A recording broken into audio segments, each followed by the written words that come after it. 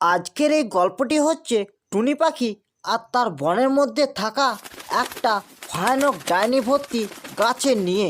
একসময় পাঞ্চেত পাহাড়ের পাশে একটা ছোট্ট মতন নদী ছিল। সেই নদীটির দুধারে খুব ঘন বন ছিল। সেই বনের ভেতর একটা বড় গাছের উপরে একটা ছোট্ট মতন টুনি পাখি আর তার মা ঘর বানিয়ে সেখানে বাস করত। সেই বনের মধ্যে কতগুলো ভয়ানক ডাইনির মাথা ঝুলানো একটা অদৃশ্য গাছ দেখতে পাওয়া যেত, যেটা শুধু চাঁদের আলোতে দেখতে পাওয়া যেত। অন্য কোনো সময় সেই গাছটিকে দেখাতো না। টুনি তার মায়ের কাছে ছোট থেকে সে অদৃশ্য গাছটির গল্প তার মায়ের কাছে শুনতো। একদিন টুনি একটা পুকুরের ধারে দাঁড়িয়ে ভাবছিল, আমি যদি সেই বনের অদৃশ্য ডাইনি গাছটিকে যদি কেটে দিই, তাহলে বনের সব পাখিরা আমার জয় জয়কার করবে, আমাকে তাদের হিরো ভাববে।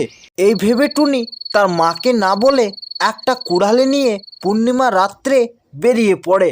টুনি পথের মধ্যে একটা ডালের উপর একটা পেঁচাকে বসে থাকতে দেখে টুনি পেঁচাটিকে জিজ্ঞেস করে, এই পেঁচা দাদু, তুমি কখনো অদৃশ্য ডাইনি গাছ দেখেছো কি? পেঁচা দাদু বলে, এরে এই বোকা পাখি, তুই নিজের বাড়ি চলে যা।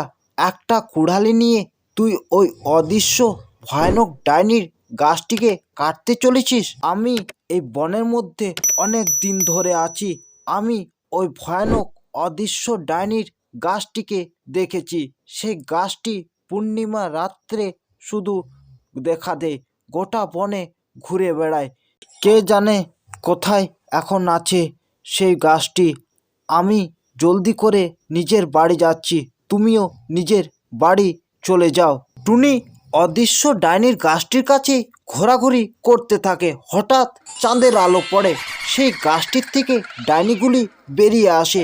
দুটা বড় বড় হাত বেরিয়ে আসে। টুনি এই দেখে কান্নাকাটি করতে থাকে, বলে, আমাকে ছেড়ে দাও, আমার ভুল হয়ে গেছে। সেই ভয়ানক ডাইনিগুলো টুনিকে খেয়ে